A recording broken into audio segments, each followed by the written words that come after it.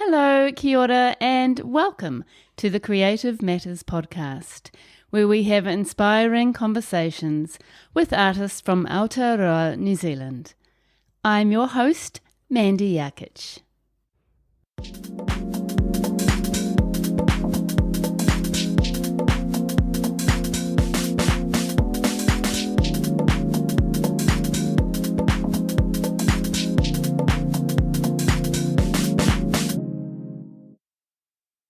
Dunedin-based artist Nic Dempster has been part of the city's art scene for over 20 years.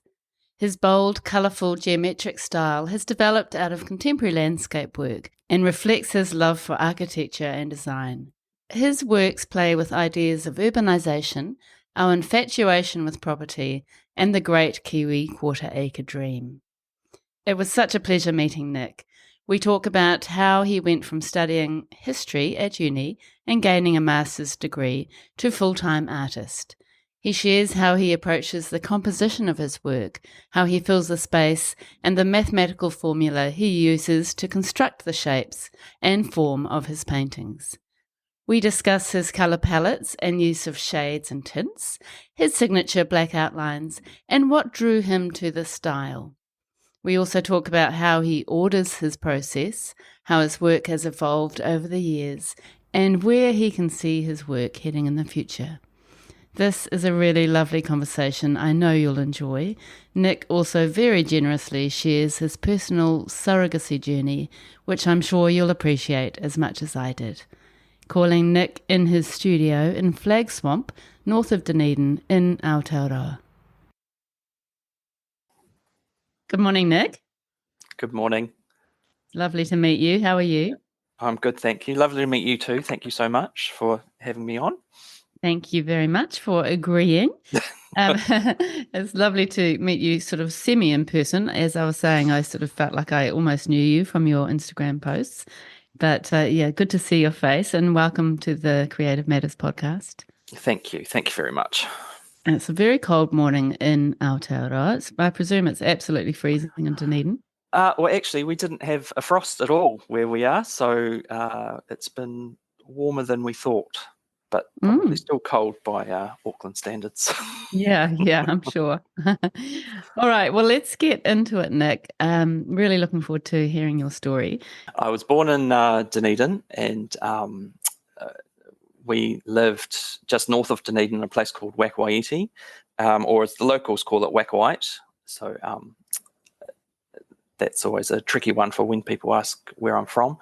If you're a local, you say Wakawite, but if you're not local, you say Wakawaiti. And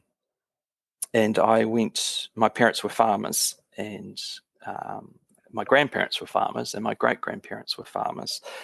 So we grew up very much tied to the land, and I remember my childhood spent on the farm with the animals, helping my parents. School holidays were always spent out at the farm. There was always stuff to do, and that really sort of set me up to love the outdoors and really appreciate nature and the surroundings. I went to a really small public primary school called Flag Swamp School. It had 12 kids in it, and about a dozen of them were all Dempsters. So it was we were surrounded by family all the time, which was great. So it wasn't just my parents and my brother and I. It was sort of grandparents would live just up the hill. So there'd be trips we'd walk. I remember we would walk up to my grandparents' house unannounced, and this was much to the annoyance sometimes of my grandmother, who was a piano teacher, and she'd be in mid-lesson, and my brother and I would appear at the slider doors with like our noses pressed up, and she would tell us to go wait in the living room. One time she actually told us to go back home, so we learned not to do that too often.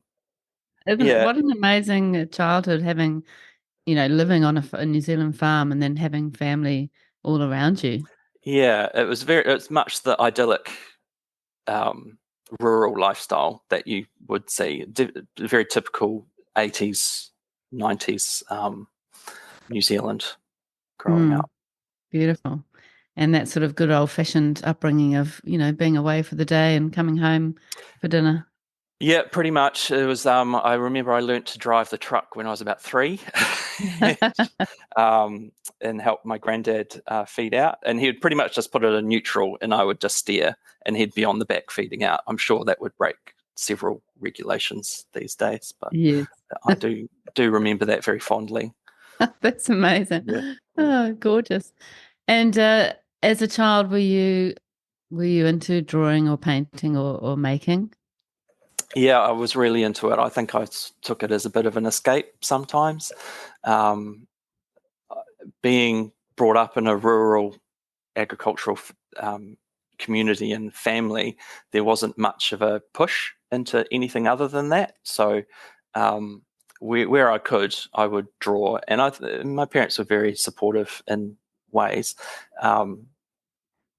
But I probably, when I started going to school, it was a lot more drawing, and I got really into it. And I had very supportive teachers at sort of key moments of my growing up that really pushed me forward. And I think about them a lot. It's starting me off on the journey. So really appreciated their enthusiasm Yeah. towards what I was doing. So, It can yeah. mean so much, can't it, to a It child? can, yeah, it can. I still have Yeah. very fond memories of several teachers that would not know that they had an effect, the effect that they did on me. So yeah. Yeah, that's very special. Mm. And at high school, was art a big part of what you were doing there? Yeah, it was probably my best subject. I went to St. Kevin's College. It's a Catholic boarding school in Oamaru. So my parents, I boarded, so I was sort of shipped off at Form 3. So that would have been 13, 14. And Mm-hmm. we'd spend the terms there and go home on the school holidays. But when I went there, some of the Christian brothers were still actually teaching, so it was very much that religious overtones and religious education was a big part of it. But I would scurry off to the art department and just sort of live there quite a bit, and that's probably when I really got into art and got really excited about art and thought, well, this is something I'm good at. I can actually see that I could carry on doing something like this. So yeah. Mm. And were you thinking you'd like to have a career as an artist or a career in design? It's something artistic. I mean, my I was always told growing up, and my parents will hate me for saying this because they are big supporters of me now, that you don't want to be an artist, you'll never make any money, or you'll never make it. You can never have a career as an artist. And I kind of took that as a challenge at the time, and um, I, and that's something that's persisted. I don't like people telling me what I can and can't do. I kind of like to find my own way. The idea was firmly planted in my head at that time that whatever I did, it would be something artistic or creative. And it took me a while to get back to that, but I did. So yeah. And we're very grateful for that. Yeah. So, what did you end up doing or deciding to do after high school? Well, I left St. Kevin's before graduating. I took issue with teachers, and I had entered my rebellious stage, a sort of 6th, 7th form, when I had been actually quite a good student right through. But at that point, I think I was struggling with a lot of things, probably to my sexuality as well. And I left, and I did all sorts of things. I worked on the farm for 6 months, and then I did horticulture.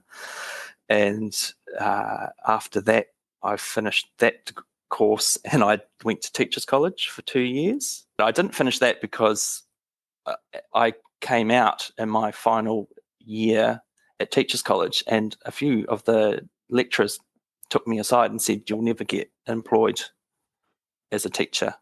As a gay And this was man? as a gay man, as a primary Really? school teacher. Yeah, Oh and my God. this was in sort of the late 90s, and I was like, oh, and I thought, well, why not?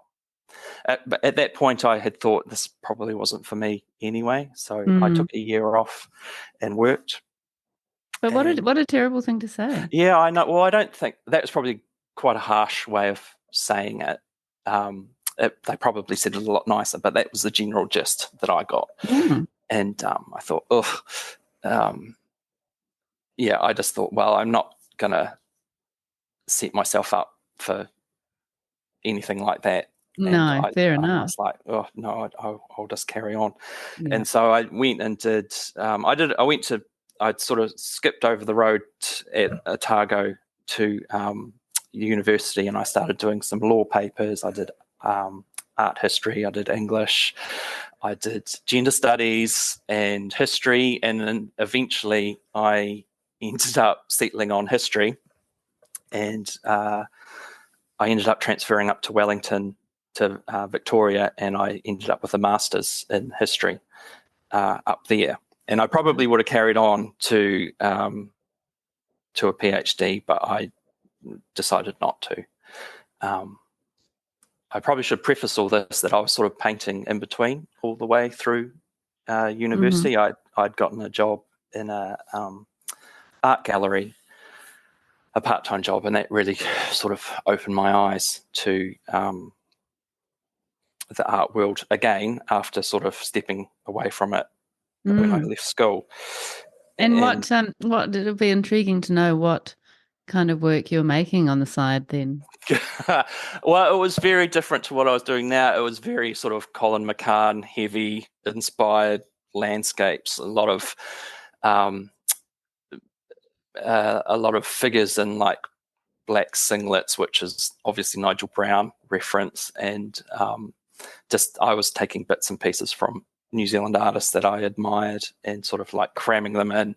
And it was really, they weren't for sale as such. They were just for me personally. But when I started working at the art gallery, the owner was very kind to let me put up a couple of works every now and then, and they would sell. And I was like, oh. And so he said, well, if you want to keep putting work up, feel free. And so I did. And so I sort of fell back into it as a way, Mm. and it helped me make some money on the side while I was studying, and it gave me a really good education in the art sector, especially on the retail side of it. Yeah. I really think that job taught me a lot, and I'm still Yeah. using things that I got from it. I can imagine. I just think it's the best job for art students and artists on the side as well, because you're connecting with your community Yeah, you are. and you're learning as you go. And do you think Yeah, at that stage you had made that decision to work there because you still really wanted to kind of keep your I hand did, at it? but again, in the back of my head, it was like, well, if I want to be an artist, I'm just going to be poor and destitute, and I'm never going to make any money. It's just a waste of time, and I think seeing other artists working and working full time or sometimes part time, and still and making some money, and then some artists making really really good careers full time. It was really inspiring. I thought, well, no, you can actually do this, and what I'd been told my whole life was not technically true. And again, I thought, well, I can. This is something I'd really like to carry on with. And I think at that time I'd met my then or my now husband, and we'd moved to Wellington, and I'd just graduated, and he wanted to travel overseas, and so we went to the UK, and he had trained as a pharmacist, and he got in a job that came with free accommodation and a car, and we're sort of in the middle of Kent, outside of London, and we had sort of more financial freedom really for me to do what I wanted to do. So I hired a little bit of gallery space at the back of a Tesco's. It was freezing, there's no heating, and it was just I shared it with 3 other artists, and I joined a little art co-op in a place called Whitstable, which is just above Canterbury, and started selling my work there. And at that point, I fell into being a full-time artist, and I'd send work back to the gallery in Dunedin that I'm with still, and then I'd put on little shows for people, and I'd be selling my work. Every step I sort of fell into it, but in a way I might have been conniving it in my head that was construing it or making it possible that That's was going to right. happen. Yeah, sort of subliminally. Yeah, so we lived in the UK for 3 years and came back, and I'd been painting full time that whole time, and we came back and moved back to Dunedin and bought a house. And again, I was painting, and then I fell back into working in another gallery, covering for some maternity leave, and I ended up covering for about two rounds of maternity leave and a little bit extra. And it wasn't until probably the last 10 years that I've been painting full time again. So yeah. And you didn't actually sort of use your history degree as such for a job. You sound like my husband. No, it didn't at all. I mean, it was good foundational analytical skills that the history degree taught me. Yeah, absolutely. So I always thought, well, if I have to, I can teach, and I could fall back on it. So thankfully. But it's also, I mean, just the sort of act of studying is probably good for your life skills in general. But then also all the stuff that you would have learned. I mean, you can't go wrong with that sort of information. It's probably informed your practice more than you think. I think it has, and I was really taken with the idea of the arts and sort of the 20s, 30s, and 40s about how artists were shaping a national identity, and how New Zealand was discovering its own identity, and how that was portrayed by artists. So that group of artists I really am passionate about, and I really am inspired by. So I think it definitely helps. No, and it probably has contributed to my style as well. So sort of. Yeah. I find it quite amazing that it wasn't really that long ago that New Zealand artists were, becoming sort of recognised or becoming kind of, being taken seriously in a way. It wasn't. It was only like 100 years ago, wasn't it? Yeah, no, it was, and it was sort of decolonizing ourselves in a way and building ourselves back up, and how very much our identity is tied up with our landscapes.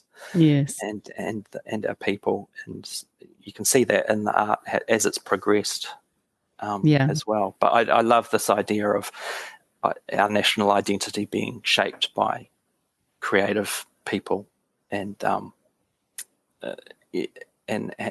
effect that the arts have on us without us, a lot of people even really knowing. I think it's fascinating. Yeah, I do too. And the way it can sort of capture a moment in time, or a particular thing that had happened at a particular moment through art is really interesting, isn't it? Yeah. So your art went from Colin McCann styled to what you're doing now, which is still, I guess, landscape inspired and sort of architectural inspired. How did you get from Colin McCann to Nic Dempster? Well, that's a long road, really. I started painting what I saw. So I did a lot of rural scenes early on, and but mostly from memory, but a lot of farm scenes and from where my parents were living and the family farm. And it sort of verged into, when we moved overseas, I was doing a lot of European scenes and places that we'd visited, and I'd just be painting, and it was always bold colours and black lines, and that's been sort of the one constant right through. And when we came back to live in Dunedin, I started painting townscapes, and we'd walk the dog every morning, and I'd take photos, and it would be just inspired from the hilly suburbs around Dunedin. And it sort of started, I wanted to put my artwork into other centres, and a lot of Dunedin scenes. Yep, that's great. You can sell them in Dunedin, but you can't really sell them in Auckland. Or I thought you'd have to do sort of Auckland scenes or Wellington scenes. And so I started doing that. And then I came up with what I do now, which is sort of coming up with my own suburban landscapes. And that could be anywhere. but people see what they want to see in it, and they connect to it in a certain way. So it's sort of an overarching sort of style that people can still relate to because they know what it is. But I'd say it's very sort of more geometric focused rather than on a particular place. Yeah. And how did you get to that that geometric phase, do you think? Well, I was just stripping away at what I was doing. So a lot of houses in Dunedin, there was a lot of state houses and other things, and so but the shapes are all sort of they're basically boxes Yeah. on a hillside, which is the famous song that I get sung to at least once or twice a month. Ticky tacky little boxes on the hillside. Oh, I don't know that. No, you don't know that? Yeah, well, your life is better for it. So it's sort of, it's come out of, it really was breaking it down to the bare minimum of what I could get away with doing and still have it being recognizable. So you have, so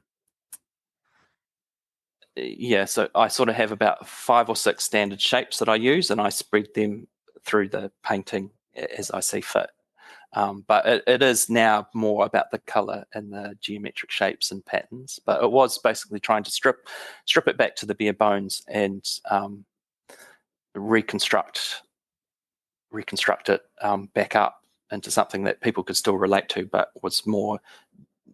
I don't like using the word cubist. It's kind of cubist light or cubist inspired, but it is more geometric shapes and patterns and colours. Yeah. And it's not really geometric abstraction, is it? I mean, it's everything's been simplified, but it's obviously not realistic, but it's not really abstraction either. How do you see that? I call it sort of naive or naive contemporary sort of art, but I'd say that sparingly because I once said that to a very well-known artist who I really admired, and she laughed in my face. Really? And I thought, oh, maybe I shouldn't be calling it that, but I'm not sure she really understood what I was trying to say. Anyway, it was sort of it's that stuff in my head. Yeah. But it is. It's just something I love to do, and I don't know. I can't really put a name to it. I'm sure some people could. Someone called me a colorist a while ago, and I quite like that. Yeah. Because I hadn't definitely. I mean, I would. Yeah, I love the way you put your colors together. It's and even just not just the colors, but the colors and the shades and the tints and all of that is such a sort of element, an integral part of what you do, isn't it? Yeah, well, and that helps with the sort of 3D effect on what is a very sort of 2D image. So I think that helps sort of draw people in. Yeah. And definitely the symmetry around the outside of the works also draws people in. Whereas I think it becomes a bit, there is, some people see my work and think it's just absolute chaos, but there is actually a plan in there. And I think that helps the viewer's eye past all the difficult stuff, and they can actually see into it. Yeah. And well, it does have a sort of sense of order about it, and you can kind of tell that it has been planned. How do you actually approach the overall sort of composition and the way you fill your canvas and the size of the houses, the scale and that kind of thing? How do you kind of work it out? Can you tell us about your process? Yeah, well, so basically there is a formula. It's just basically a basic sort of mathematical formula. So it's I get a piece of board and I will divide it up the middle, and then I work from the outside in. So the houses on the outside are all symmetrically even, and they're the same on both sides. And so I will just slowly build it up from the bottom, sketching in houses and the bush and anything else that needs to go in as I go up. And then it's a process of adding the colour after that. So it's almost I don't like, again, I don't like using the word, but it's sort of like paint by numbers, or fill in the dots. But Yeah, except you've drawn the plan. yeah, I've drawn the plan, and then the colors I sort of spread. I sort of have an idea of what colors I want to use. Sometimes I'll restrict my color palette down to what is bare minimum, or sometimes I will just let myself go for it. And I think if people can see pops of color through a work, that also helps your eye sort of follow it around. So there's always two or Mm. three or four of the same color in each picture, just in different places. Yeah.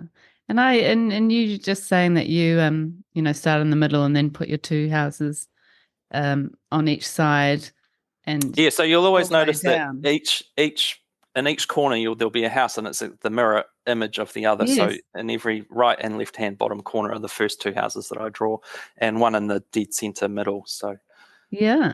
That's really and interesting. It's something that I hadn't really noticed, but now you mention it. And I guess that sense of balance is something that draws the viewer even more into the work. yeah, yeah.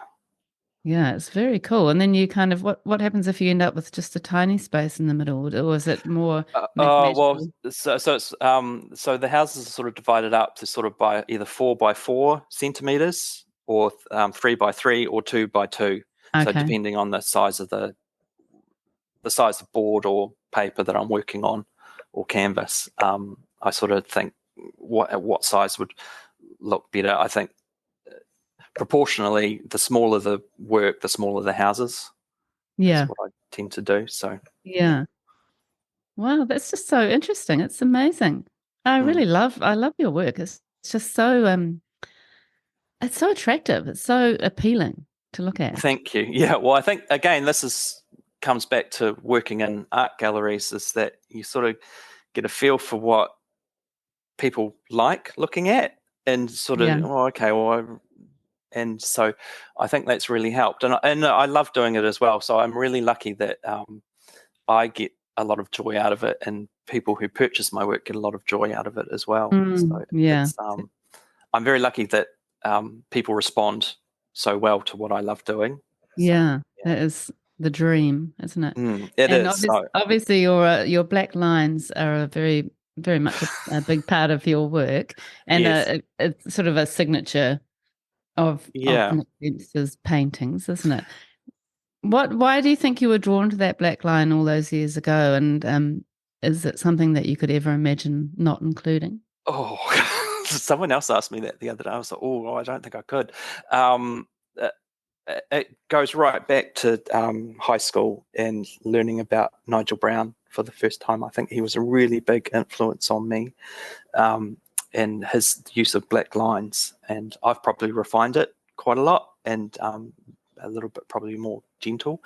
But I just love it's probably more the cartoonishness of it, or the that it sort of structures it in a way, or orders it. So it probably helps with my OCD, to have all those black lines sort of containing that color. And I think too, um, it softens the color as well. Mm, Without those yeah. black lines, I think I think the picture would just it would be too much for people to take in, Yeah. Well, it's if that makes sense. defining the shapes, I guess, isn't it? Yeah, I have done a few when I've used grey lines instead of black, and that does give it a very different feel. Um, and I've done. I did some landscapes and things recently with no black lines, just playing around. So it's possible. Like the work, even though it's very similar, and people say, "Oh, you must get tired of doing it over and over again." But each work I see is very, very different, and it evolves. It's been evolving still. Like I look back at work I did 5 years ago, and I can tell, oh, it actually looks very different to what I do now. Yeah. So, In what way has it evolved? well, I think it's just more the shapes and the colours have changed, and it's more. It's becoming more geometric all the time. So it's becoming more and more about the shapes rather than what they actually are. So Mm, it would be interesting. fascinating. Yeah, Yeah, will be interesting to see, in another 5 years it'll just be where you yeah. take it. it might be more Mondrian kind of. Yeah. Well, you can Um, definitely see the Mondrian mm, influence. yeah, Yeah, yeah. in a Um, way. no, I was going to say that was another artist that came through when we travelled. When we lived in Europe, we travelled a lot, and we're seeing all those places, those galleries, and those artists up close and in person was just such a real treat. Yeah. Yeah. And can you Mm. tell us about how you do those the shadows and how you figure out sort of where that goes? And that's inside the often inside the windows, isn't it? Oh, inside the windows, yes. Well, they're just that's just a. I usually do the windows a flat color first, and then I'll lighten it and darken it for each side. Mm. So again, that helps with that perspective of making it 3D. So there's always a dark side of the house and a light side Yeah. to it. Um, but that was something I've added probably in the last 3 or 4 years to give it a little bit more depth. Yeah. And it Yeah. really does do that. Yeah. The windows are the first thing I do. After I've sketched it out, I will do all the windows first. Yes, So, I saw that on one of your reels. That's yeah. fascinating. So I do that. And that just helps purely for me to remember what side is the light side and what side's the dark side Right. when I'm painting. Because quite often and now I actually do every painting I do, the left side is always the lighter side and the right side is always the darker side, so I don't get Mm. myself tripped up, because sometimes I would do a painting and I'd realize half the buildings were painted a certain way and then the other half were painted the other way around. So Right. yeah, it sort of helps structure Yeah, I it can for me. imagine. Yeah. That is so interesting. I can imagine, when you're long dead and people are studying your work, and they'll be like, look at this one. This one's actually gone around the wrong way. Yeah, How well, amazing. I'm sure some did have slipped through. there, there'll be some on someone's wall somewhere that Oh, but that just adds to the charm, doesn't it? yeah, yeah. Yeah. So it is really interesting the way that you layer your work. And as you said, you start with the measuring and then with the windows and the two colors in the windows. How do you then continue up to the end and manage all of that layering? Well, I like the paint to be very sort of a nice flat finish. So there's several layers of each color on each thing to give it a real nice flat sort of poster-like quality. I'll try and make it as crisp as possible, and then the darker shades on all the other ones. But it's a slowly building up over time. So the works sort of do start sort of very flat, but it's basically just filling in. It's like doing a giant jigsaw puzzle. Mm, So there's little bits sort of everywhere. So I'll focus on one color in particular, and until it's done, and then I'll move on to the next one, yeah. and then the next one after that. Um, I really am a big fan of my blues and greens, but I've just discovered some really great reds at the moment. So there's some new works coming through. So yeah, and Mm, I like to mix the colors too. So it's not, most of the colors that I'm using aren't straight from a tube. They're mixed in with other colors. And yeah. I used to be very um, anal about my brands, but through COVID, it was so hard that the supply chains were so mucked up that I've had to venture out. And now I've discovered these great other brands. So now I've got a whole mix of 3 or 4 different paint types that I like to Mm. use. And you're painting in acrylic? Yes, in acrylic. I had started probably the first 10 years, I was painting in oil, and which I loved. And I'd always been told that oils were far superior than acrylic, and that was the way to go. If you were going to be a serious artist, you had to paint in oils, and so that's what I did. But in the end, it was the smell of terps in the house, and it was just the long drying time, and my hands were cracked and sore from getting the terps on them, that I thought I just can't keep doing this, and Mm. I switched to acrylics, which fine, they're great. The acrylics now, from what they were 20 years ago, are fantastic. Yeah, So yeah. yeah, And it feels like it fits with your work, just that yeah, flatness. And yeah. do you like using gouache or any of those other I styles? do. I've toyed with watercolors before, and even someone said, "Oh, your watercolors don't even look like watercolors." So, um, and I've used gouache as well, which is just, again, it's that flatness and evenness that I like. Mm. I've been teaching myself how to do lino cuts. I did a few courses through the arts, like night classes in printmaking, run by some great, absolutely fantastic printmakers, and they would be horrified at what I'm doing now.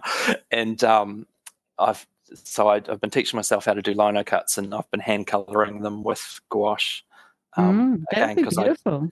I know that. So you can probably call them, they're not just more like monoprints, really, or hand coloured monoprints, but I sort of paint them all the same and just do really small additions just to save my sanity. And Beautiful.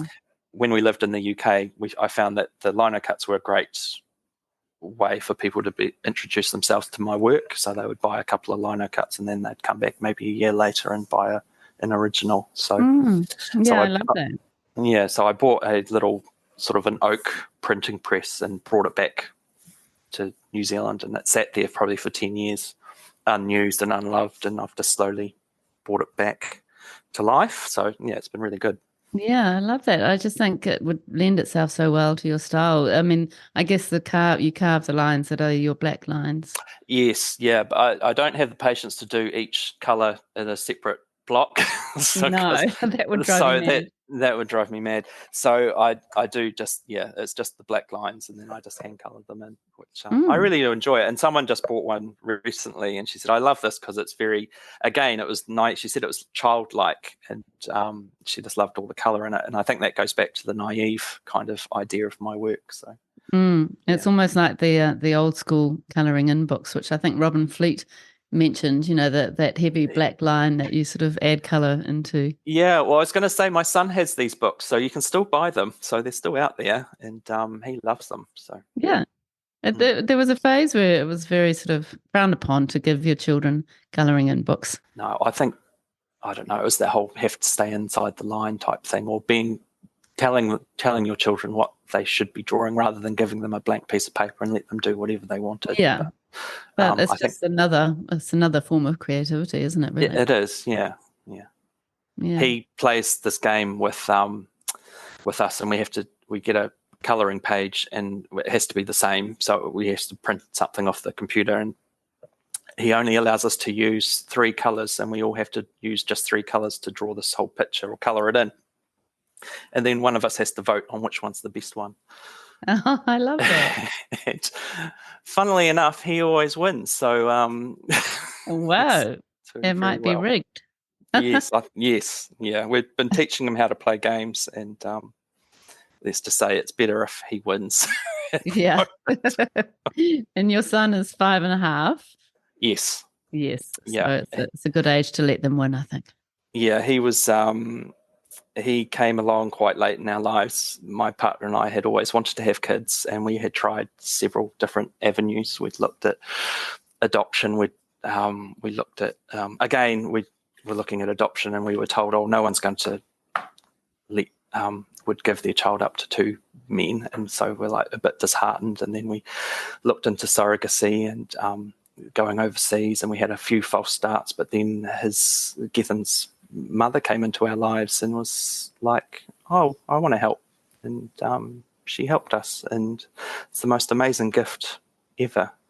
And so it was a traditional surrogacy, and he was born just a couple of days before my 40th birthday, and wow. It's amazing. After 10 years of sort of trying different things, we had given up, and it's just amazing that she just walked into our lives right at the moment where we had given up. And that's such a beautiful story. Thank you for sharing that. Yeah, our lives are so much better with him in it, and it's hard to believe he's 5.5 because I still remember him as a small child, a baby, just bringing him home and realizing, oh, actually, this is serious. This is this is it now. So that's so beautiful, and it's just so lovely to hear that you and your husband, got your dream. Yeah, we were. Yeah, really lovely. It was fascinating. And since then, Gethin's mum has gone on to be a surrogate for another couple, and Gethin has another half sister up in Christchurch now. That's amazing. Yeah, just absolutely the generosity of his mum's just been. It's amazing. Still really gets to me actually. So yeah. Mm. Well, it's very special, and it's lovely that that your son can have it. He actually has a relationship with his biological Yeah, mother. he does, and they just came the other weekend actually, and so Gethin has his mum, and he has 5 older brothers and sisters, and Wow. plus this new baby up in Christchurch. So it's like we've just gained a whole family. So yeah, Yeah. it's been Oh, amazing. that's really gorgeous. Mm. Oh, well, it's thrilling that you can, that you've achieved that and you have your Yeah. beautiful son. Yeah, and again, a lot of people telling us no, and us not listening. So Yeah, which yeah, is great that you had that tenacity to get yeah, you through. yeah. And Sorry, I've just no, realised that was completely off topic. Sorry about not that. at all. That's all part of what makes you you, and it's really interesting, and it might be inspiring for somebody listening, to hear about your success story, which is really lovely. Yeah, Yeah, no, yeah, thank you. that's okay. So back to your paintings. I just would Yeah. love to know how you managed to do those perfect lines. I have watched quite a few of your reels of the lines being made, which are actually quite riveting, weirdly. They're quite captivating. And Yeah. yeah, how you do them so perfectly. What are your tricks? As not to drink a lot of coffee. I keep saying to someone, I'll be screwed if I either get arthritis or something in my hands. But a painter friend of mine, like a painter decorator friend, once told me when I was starting out, he said, "Oh, if you want to have clean, good lines, you just get a really big brush and you paint really quickly." So if you're joining 2 colors together, so that's kind of what I try and do. Is I just try and paint it as quickly as possible. And if I have to go over it, I'll go over it. But I usually find the quicker you go, and if you can sort of gauge where you need to go, you can get it pretty straight. I mean, I don't see them as straight. I see every flaw and every mistake in it. But people are always commenting how straight they are. And the Yeah. black lines are always the last thing that I do. So And that would be such a fun phase when everything kind of comes together. comes together, yeah, and it just feels like it makes the painting just sort of settle and sit, and it's it feels finished once those lines are done. So And have you ever considered using masking tape? no, I I've done too much interior decorating to know that tape just doesn't I doesn't work. know. It's unpredictable, isn't it? Oh, unpredictable, and I know some artists do it and use it, and they use it very well. But I think my work's so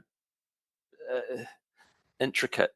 I think masking tape would work if it was on a big scale. Yeah. I don't think. And again, I think it gives it not a folksiness, but it doesn't take itself my work doesn't take itself that seriously. So Yeah. I think the hand painted lines sort of add to that kind of, Yeah, I think so for sure. not rustic's not the right word, but again, naive. It adds to that naive kind of thing. Yeah. Every time I think of naive, I think of Annie Beard, another great Dunedin artist, and her work.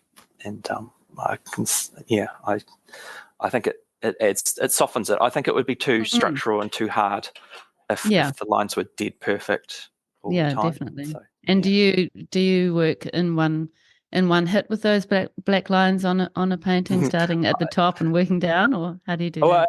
I do it from the side, and I'll do all the horizontal lines first, and then I'll come through and do the vertical. I work in section by section, but once I start doing the black lines, I don't do anything else until that painting's finished. So Really it could be, in big paintings, it could be 2 or 3 days of just doing, the only thing that touches my brush is Mars Black. amazing. So, And do you have a favorite brush that does it exactly? I mean, you seem to have most of the lines are always the same thickness, aren't they? yeah, they are. It's, what have I got here? It's just the Hayden brushes, like a 0 or a 00 thickness that I quite like. So And yeah. is that a flat brush or? Uh, yes, Mm. tiny little. They're tiny. I mean, every time I purchase them, I think, oh god, it's such a lot of money for such a tiny little brush, but they're worth it. So Yeah, you don't have any splayed out bits or annoying things like that. No, and I've learnt to look after them a lot better, and I throw them away a lot sooner because it Yeah, just makes my life much easier if I'm not yeah, fighting against a brush that needs to be thrown out. So. yeah. And what are the surfaces that you like to paint on? I do a lot on board MDF, and I prime it several coats of sealant and then gesso, and I really like to get a real good texture on it. That's what I've always used, purely because when we lived overseas, they travelled better and they were easier to transport. And just recently, I started doing some more work on canvas as well. So that's something I when I feel rich enough to buy canvases, I'll buy canvases. If not, I'm Yeah. off to Mitre 10 to get a great big thing of MDF. And then you cut them down to the size you Yeah, want. I'll cut them down to size. And I've been doing some work on plywood, and I used to buy this stuff called marine ply, which is a darker, which I really quite liked. It adds a texture, because some works that I've just started doing again is I leave some of the wood exposed. Yeah, I saw that. I love those. Yeah, and I've been playing around. So usually I would go and find the knottiest, gnarliest bit of plywood I could find, because I would leave those knots exposed. Which is really In interesting. parts.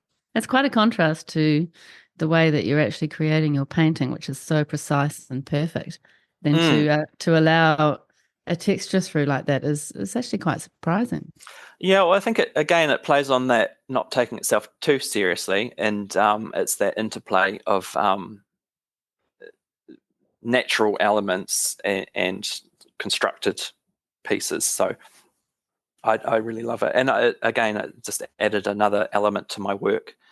And I've been playing it with ideas of around shapes of works now. So I've been doing these house-shaped bits of plywood that just sit on the wall unframed, with houses on them. So it's houses within houses. So, Yeah, I and love that too. uh, so I've been getting a kick out of it. So I'm always looking for I'm always have the same theme of work running through, but different ways of playing with it and Yeah.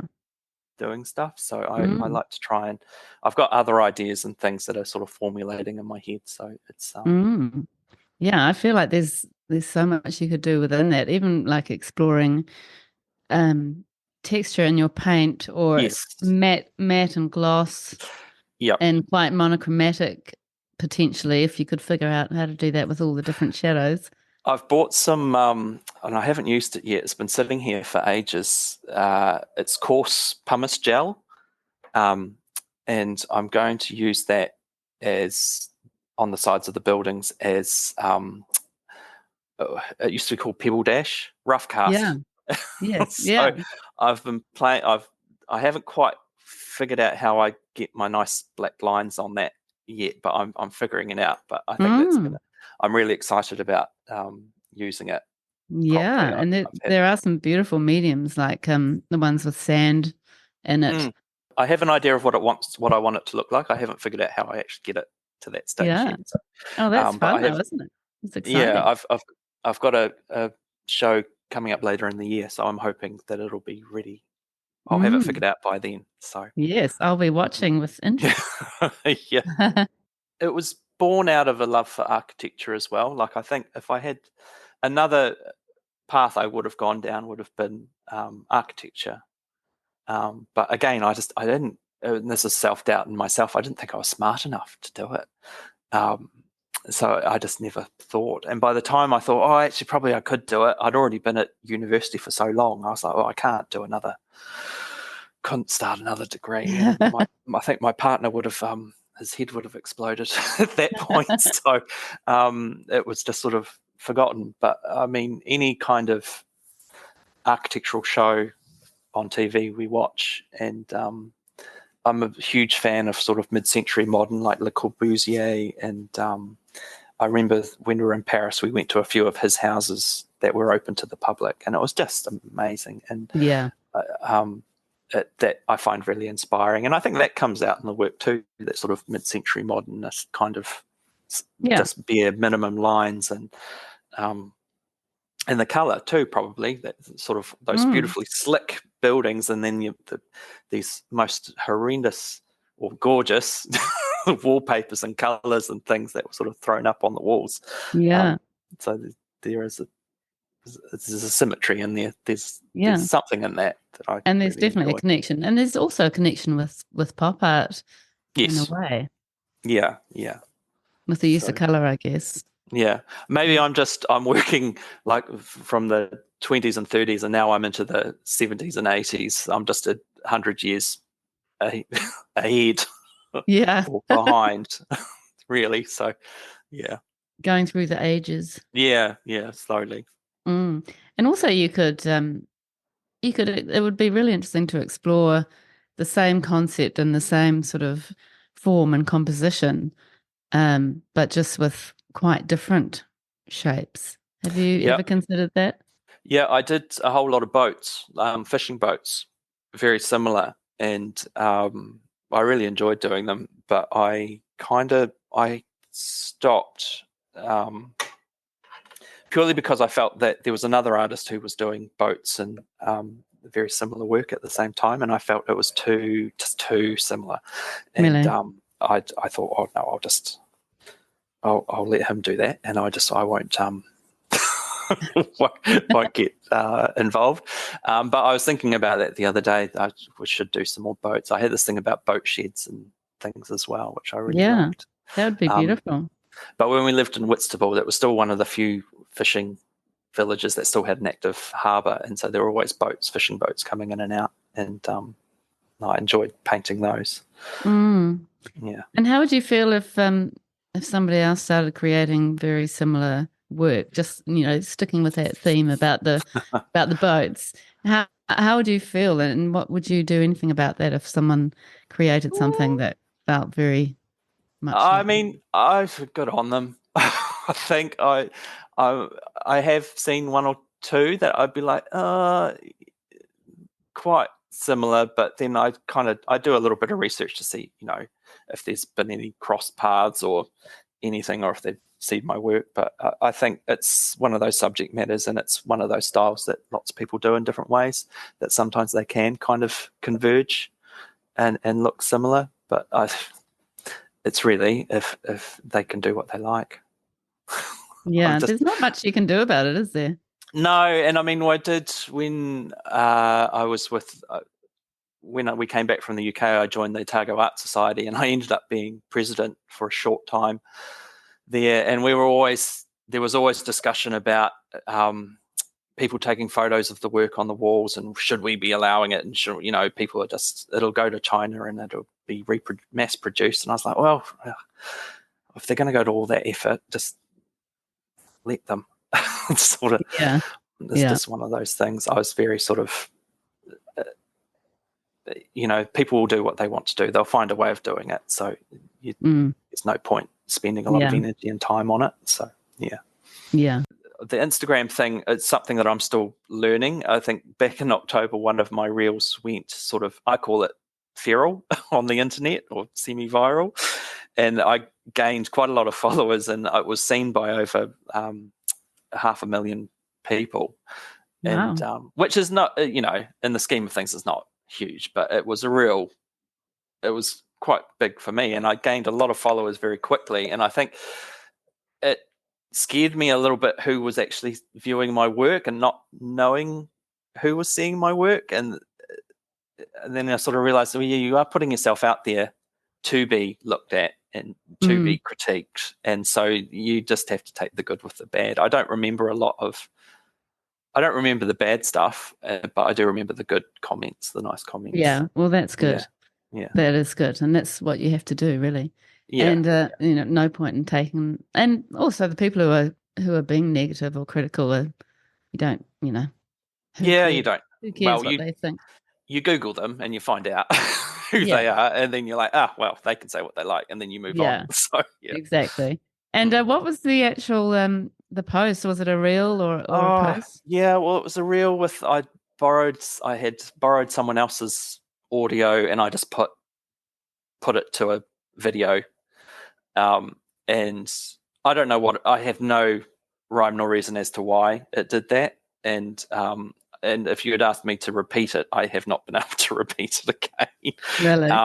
So it's sort of, I think, and Instagram's changed a little bit too with its algorithms. Like I've had continual growth for a while, but then the last few months there's been no growth at all, and it's purely, I think, changes with the algorithm, or you really have to put in a lot of work into those social media sites to get any results back. And it's almost, it got to the point where I was like, oh, this is just, I need to stop and just do something else for a while. It takes up so much time. It does. Hardly worth it. And I mean, and does it actually translate to sales, or is it actually making your art career better? Probably not. No, because no. I mean, it's good to get your face out there and to be seen, and people share the work and on other on their pages. That's happened a few times, or I mentioned on really big sort of platforms, which is great. But sale wise, I mean, during COVID, that was probably the busiest time. That was the heyday of Instagram, I feel, for artists, that people were stuck in their homes staring at their walls, and were buying art. They were on their phones the whole day and scrolling. So that was really good. That sort of opened my eyes to this whole Instagram social media thing as a tool, and I got quite a few sales from that, and that has definitely dropped off now, since people are now able to go overseas and travel and move about more freely. But in saying that, and I just got a commission from Instagram last week, so you don't know what's around the corner. Yeah. How do you approach commissions, and are people wanting a particular place for you to respond to, or what I usually do is, and people say, oh, you need to take a deposit. I hate taking deposits on work that I haven't even started yet. So what I do is I will talk to them about what they want, and then I'll sketch it all out. It's probably the most work I do before I actually start painting, because usually I just go straight onto the board. But if it's a commission, I'll sort of talk to them. If there's photos they want me to use, I'll incorporate that in. Usually it's they want their house in it somewhere, or other buildings that are important to them. I've had people wanting certain cars in. I've had people wanting their pets in, and there are lines that I draw on some things. So to speak. And so I make sure that they're very happy with what they're going to get before I continue. And then usually I'll do the painting and show them, and if they're happy with it, that's when they'll purchase it. Right. But until I get to that point, I don't like to take deposits or anything like that. I just feel it's too much pressure on me, and to make sure that it's right. So at least up to the point where it's finished, they don't need to take it if they don't want it. So yeah, and if they don't take it, you can use it anyway, probably. Yeah, and I can use it for. Usually, it's not too. Or probably if it was really tailored to their needs, I might expect there might be something at some stage, but not initially. Yeah. Yeah. And how do you find that commission process?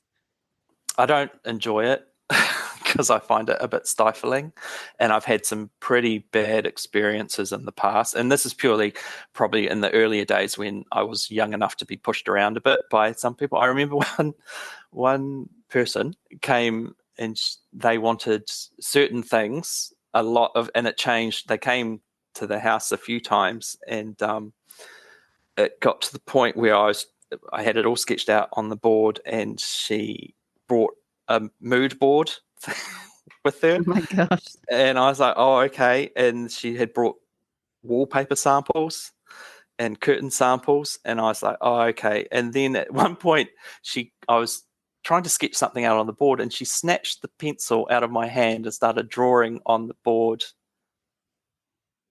over what I'd just done. And at that point I thought, I'm not going to do this for you. No, that sounds terrible. I'm going to finish this conversation, and you're never going to hear from me ever again. Oh my God. And that's what happened. I said, I'm sorry, I can't do it. So yeah. And well, then some of the galleries, they'll ask, oh, do you do commissions? And I'll always say no, but then every once in a while they'll say, oh, this person really wants such and such, and I was like, oh yeah, I can do that. It's sort of probably depending if I need the money or not. Yeah. That's the reality, isn't it? Yeah, that is the reality. So Yeah. And you have your work at Flagstaff Gallery in Devonport and Tamaki Makaurau, Auckland, yep, and yep, Gallery De Novo. That's in Dunedin. yes, yeah. I've been with Gallery De Novo for as long as they've been open, which I think is about 17 years, which makes me feel quite old. But all the owners of that gallery all worked for the same gallery that I worked for before, like during university. So I feel Oh, real that's connection to them, beautiful. and that's where I was working when I came back. I covered for maternity leave for a lot of Yeah. them. So Oh, how it's a really amazing. lovely relationship I have with that gallery, and it has spoiled me with relationships with other galleries which aren't the same, but I just expected them to be all like that. So Yeah. yeah, Oh, that's very precious, isn't it? Something, yeah. that must be an amazing feeling. And so you have Flagstaff Gallery, which hmm have you had solo shows there at all? No, well, they've just recently took me on. They contacted me regarding art in the park a couple of years ago, and initially when they contacted me, I thought it was a scam. I was like, who Really? are these people? I had no idea what this thing was, and I thought, oh, then they won't want me. I'm just a little artist down in Dunedin. No one even knows about me. But I followed it up, and sure enough, it was a real thing, and they wanted me, and I was very honoured that they had sought me out. And Mm, uh, I was within a year, I was up there exhibiting, and wow. they took me on after that first art in the park. So it's been lovely. It's been really Mm. lovely. Quite a few of the guests on the podcast have, or some of them have participated in that Art in the Park, which is at Eden Park in Auckland. How hmm did you find it? How was it for you? Well, the first one, which wasn't last year but the year before, it was fantastic. I really really enjoyed it, and it was such a well run, slick event. Like you couldn't fault it. I really thought they'd done all they could to accommodate all the artists' needs. You're never going to help please everyone 100%, but I thought they'd done a really really good job, and it was a very successful show. Last year I went up again, and it probably wasn't as successful purely because I think economic conditions are a lot tighter, and it was just before the election, so I think everyone was sort of just holding on to their wallets, and which is fair enough. But the exposure you get from that event, um, everything was um, everything was so well run, and they did Mm, such a great job that I was very thrilled to be part of that again. So yeah, yeah, no, it that's was good. great. And Yeah. you're doing it again this year?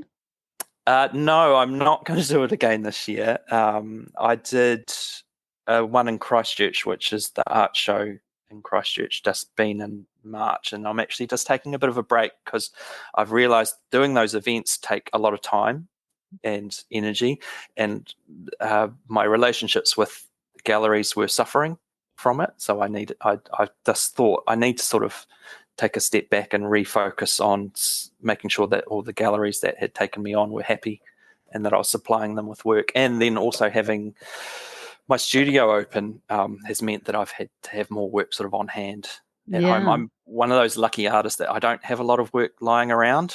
So it's if people ask, "Oh, do you have this or this?" I have to actually make it and yeah. get it away. So it's not like I have a backlog of stuff that I can just send off.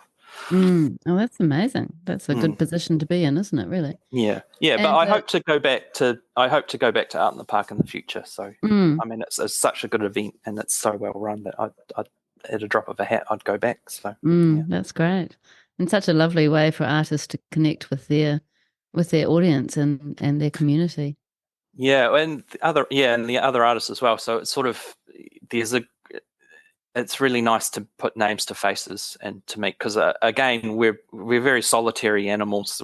I work away in a studio by myself, and I don't get to talk to a lot of artists regularly. So those sort of 3 or 4 days away, sort of surrounded by all that arts, really is sort of a very good motivating booster for you. Yeah, it totally would be. Mm. And you mentioned that you were having a solo show coming up this year. Where's that? That's with Gallery De Novo in Dunedin, so that's going to be in October, and the date has left my mind, but I know it's sort of mid to late October. I have a show with them every year. I've had a solo show with them every year since they opened, so that was sort of Wow. again. So that's sort of something that's always booked in at the start of the year. So I know I've got one show. So I'm Isn't that very great? grateful. Yeah, that's Yeah, incredible. that was the first show I did with them. That was when I thought I could do this full time, and it was 2007, I think, or 2006, and I had about 17 or 18 works, and it sold out within a couple of days. And I That's was like, amazing. oh my God. And then I thought, well, obviously I need to put my prices up. But I think that was when I thought, and that was when I think my parents were like, oh, I think that was a switch for them, saying that Mm, actually he could actually make a go of this. So yeah. I was so proud. And I think my parents are so proud too that I've been able to achieve what I've been able to achieve. Isn't that Um, lovely? yeah. Isn't it? So And isn't it funny how we, right through your life, you still really want to make your parents proud? you do. Like I was thinking, I'm 45 years old and I still want to make sure that my parents are proud of me. So Yeah, it's sort of, I know. yeah, It's quite ingrained, isn't it? It's really yeah, weird. yeah, It's yeah. kind of a strange thing. So speaking of marketing, Nick, I don't think you have a website. Is that right? That is right. Is that is That that a is, conscious decision? it has been a conscious decision. Purely, probably, I worry about the cost of it, and then my technological skills are somewhat lacking. So I worry about how long it would take me to sort of organise and actually do it. Um, and again, I feel that social media has sort of taken away the need for a website. So people just find me on Instagram. I don't know. And I don't sell, I haven't had the need to market my work because the galleries have done such a great job that Yeah. the work doesn't sit around for a long time. Well, traditionally, I should say. That probably sounds like a bit of a, a grandiose thing to say, but I'm very lucky, as I said, that people respond well to the work that I Mm. do, and so Yeah, it's just a that's one of fact. the side effects is that I don't have work that I need to sort of push out myself, and the galleries do a good job of it. Yeah, that makes Mm. sense. Yeah, so possibly that might change. I mean, now that the studio's open, I have been thinking about it more, but purely it's just the time frame of Mm. how I'm going to work that in with everything else that I'm doing to get Yeah, that up and that running. that totally makes sense. Are Mm. your galleries providing prints of your work? Gallery de Novo are purely because they talked me into it, because I was always of the feeling that I sort of poo-pooed prints limited edition. I just didn't. I've seen some artists, great artists, who produced these prints that were not. I didn't think were very good quality, or just I didn't think it served their work very well. But so I kind of wanted to avoid that. But the ladies at De Novo talked me around, and so what they do is I'm very hands off. They organise it all. Is that I've got three limited edition prints with them, and it's solely through them. So they organise it all. I just go in and I sign them and number them, and every 6 months or so, and then I toddle off back, and they sell them. So it's actually worked out to be a really good entry point for people. It's just purely because as my prices have risen, it sort of cuts some people out of the market. So the prints are a good price point for Mm. people to come in and Mm. purchase works. So I can sort of see it from that side. And since opening the studio here, I feel I should be probably doing one or two of my own prints. And the quality of printing has gotten so much better, and probably in the last 10, 15 years anyway. So Yeah, I think the prints that are being produced now are really, really good. So yeah, yeah. definitely. And So it's so, something that, it's something that will eventually, it just takes me a long time to come around to these things that are actually mm, probably quite beneficial to me. So yeah, it's but one of those that things. sounds like a good balance, really. Yeah. Yeah. That's Yeah, why I like the lino cuts too, because they have similar price point and I feel like they're more handmade, and yeah. I like the connection that I have with those works. So whereas I I feel love that that idea. the Yeah, I prints that are really do. produced, I don't really have that much of a connection other than my signature on the bottom Yeah, of it. So, yeah. yeah, I can see what you mean. Mm. And if I was in Dunedin, how would I get to see your studio and actually test? Well, we are just off the main highway, so we are north of Dunedin, just past Wakaiti, in a place called Flag Swamp. And I know that sounds not that attractive, but it's a very beautiful part of the country. Flag Swamp School is just down the road from us. I'm literally maybe a kilometre away from where I grew up as a child, Really? which I never thought in a million years that I would be back where I was. I was sort of when I left Dunedin, I was like, right, see ya, bye, that's it. And but in absence makes the heart grow fonder, or whatever they say. It's always home. Nothing's as good as home. So it's been really lovely to be able to come back and to live here again, and to raise a Mm. family here. So it's been really lovely. But anyway, sorry, to go back to where we were. So we're about half an hour out of Dunedin north, and I have a sign on the side of the road that says Art Studio, a kilometre in. So you come down a gravel road and then you find us. So Wow. And it's is it always open to the public, or is it by appointment? well, it's by appointment, but I have hours of Thursday, Friday, and Saturday, 10 till. It was 10 till 3, but then I've had to include the school run in that, so it's 10 till 2:30. Right.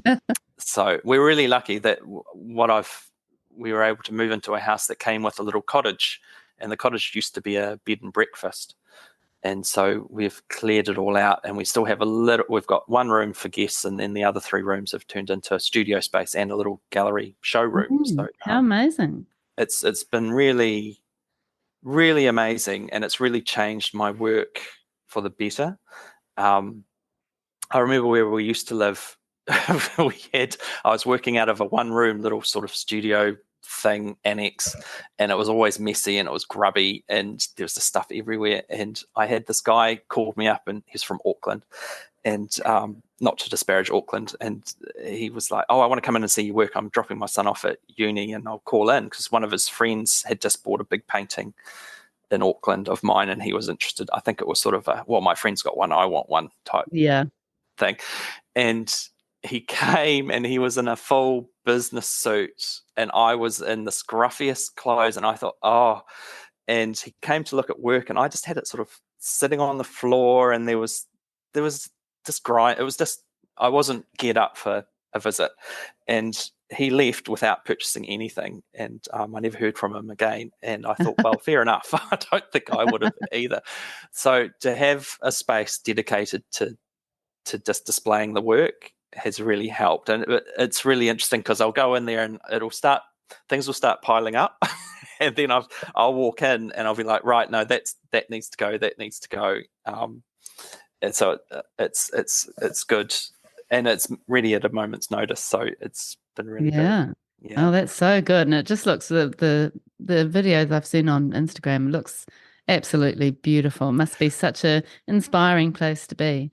It is, and I mean, we have done no work. We've inherited a beautiful garden, and it's just basically maintaining. I think when we moved in, we would open the curtains out onto the lawn, and we'd be like, "Oh, you felt like you were living in a resort," but it was a resort that you had to do all the gardening and all the maintenance, All the work. all the work. So I've gotten very good at doing the stuff that looks good, that's easy to do, and we're slowly trying to make it as easy care as possible. Yeah, and that's putting great. our own stamp on it too. So it's Beautiful. not, my husband's keen to put in a pétanque pit right next to the studio so people can play pétanque. So Yeah, that we'll sounds be nice. living the idyllic sort of country life here very shortly. So Yeah. And you don't mind, getting interrupted with your creative flow by people dropping in? no, I don't. And where we are, it's really good, because I don't get a lot of drop. I don't. Usually people come seeking me out, Yeah. or for a purpose. So the sort of, I don't get a lot of people just in off the street, as it were. So Yeah. that's been helpful. I mean, I'd probably be lucky to get maybe 1 or 2 visitors every week that I'm open. Some weeks Mm. I won't get anyone, which is fine, because it means I can just work and do other things as well. Before we knew we were coming here, we had been looking at studio or shop fronts in Wakwite and the local area. And everything that we were looking at was like, oh, it's just going to take us away from home. And then how do you manage childcare and everything else? So when this place came up, we were like, well, this is perfect because we can work from home. It gives a dedicated space to me, but I'm always at home. So there isn't a tie to an actual retail space. And also it means you don't get a lot of that interruption from people just wandering in. So usually people are here for a reason. So it's been really, really good. And it's just been sort of building up. So I'm learning a lot of, again, from my gallery days, I'm relearning a lot of lessons about marketing and how to publicity and things like that. So it's that whole side of it's been interesting. Sorry, this is another aside, but one of my parents' friends came to visit, and he's sort of one of those salt of the earth, self-made man in his 60s, close to retirement, just working all his life. He's worked really hard. And he came in and he said to me, so how's business going? And then he stopped and said, oh, no, I suppose you can't really call it a business. It's more like a lifestyle, isn't it? And Really? I was like, oh, and I kind of cut him short and said, no, it is a business. And then I thought I was going to list off everything that I do. Yeah. I And know. I thought, some people have just got no idea what artists actually do. no. And again, that's I think my whole family is kind of like that because everyone's farmers, of my parents' generation and up. So it is one of those things where, art is one of those nice to have things, but farming's where, people need farmers, but they don't need artists. So it's It's a very traditional point of view, isn't it? It is. All right, Nic, it's question time, which we almost forgot to do, but it's all good. Here we are again. So what would you say to your younger artistic self? I would say, and I've had time to think about this, is that I would say don't take no for an answer, or that things will get better. And what you're going through right now isn't for the rest of your life. So I'd say things get better and to keep doing what you want to do. So that's what I would say. What is what do you find is the biggest challenge living a life as an artist? Probably the solitude. Probably where I am, like I don't get to talk to a lot of artists, talk to a lot of farmers. So it's probably not being able to talk about what I do with other people who do what I do. I think a lot of people you have a gallery, and it's usually followed up with, did you make a living from doing that? That's like, well, yes, I do. So, and then you move on to something else. But to being surrounded by other artists, something that I really miss, being out in the country. But in saying that, it's a beautiful place to live, and we've got great friends and family here. So I wouldn't change it for the world. Yeah, it looks idyllic. And what artists inform your work or inspire you? Well, I think I've spoken about Nigel Brown before, Rita Angus, obviously. More recently, I've been discovering more and more about John Weeks and Charles Toole, and looking at those sort of New Zealand Cubist artists and sort of looking at their work and how it sort of can play, how I see my work sort of fitting into that kind of. But then you've got people like Matisse and Monet. My auntie gave me a book on Monet when I was about 13, and I still have it. I love it. That whole idea of colour and light is something that I would aspire to. So, yeah. Sorry, and there was another artist. I read her biographies years ago, Jacqueline Fahey, and I read her books at the time, and I have, since having my own child and moving around with my husband, I've found that I can relate to her so much, and how she sort of persisted with her art career and how she made it work while raising a family and moving around with her husband. I find her work very inspiring as well. And why do you think you make the kind of work you make? Because I love it. I think I have to make things for other people, not just for myself. I want to create things that have a longevity. I think there was a while ago I was really focused on death and getting older and not being around forever, but then to sort of know that my work will be here for a lot longer than me, and that people will be enjoying my work right for a very long time, and leaving. I don't want to say like leaving a legacy, but I just I want people to still know who I am maybe 100 years after I'm gone, and I think my art will be there for that. And now that we have our son, he will be there as well. So, but before he came along, I think I was very tied to this idea that I wanted people to know who I was. Oh, well, Nic, we could sit here and chat all afternoon, I'm quite sure. It's been so lovely to meet you. You've just made my day, actually. It's been a lovely conversation, and I love your passion.